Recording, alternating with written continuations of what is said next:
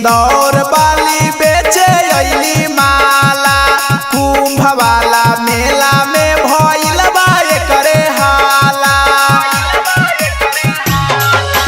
MP Indore वाली बेचे अइली माला, कुंभ वाला मेला में भइल बा सगरो हाला।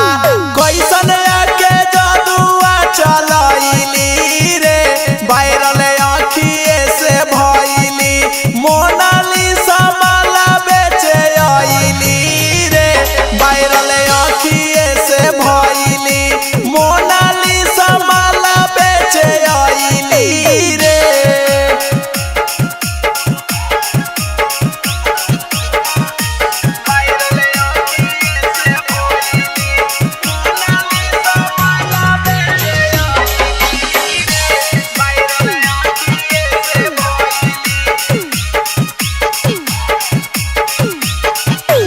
उमेश दूधा बंसी